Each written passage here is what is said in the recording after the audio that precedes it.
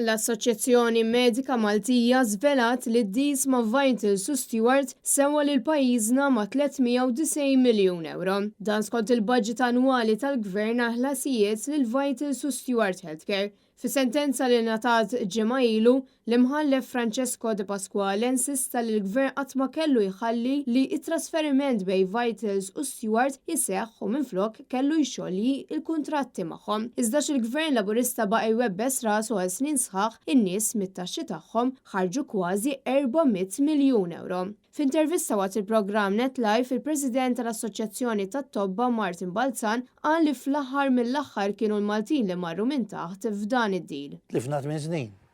Dak li ħaqqu l-pazjent Malti jien qed nippretendi li l-Gvern minn x'imkien jekk hemm bżonn joħroġ stoks tal-Gvern iżjed. Il-pazjent mistax inħalluhom fin-nofs, mistax inħalluhom toilet tal-plastik. Il-Gvern għandna nippretendu li issa juża l-mezzi legali kollha biex jirkupra l-flus.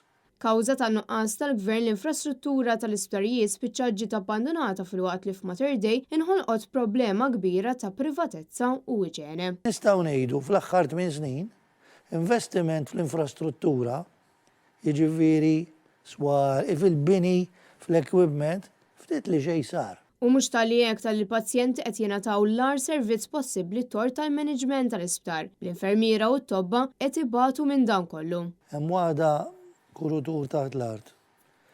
Hemm waħda li hija kienet lecture rooms tan-nurses, hemm il-kantin, hemm waħda kienet librerija tal-iskola medika, u mbagħad hemm kurutur dej l-emerġenza li għamluh admissions unit, jiġifieri qed titkellem sessuali sa sala jkollha bej 20 u 30.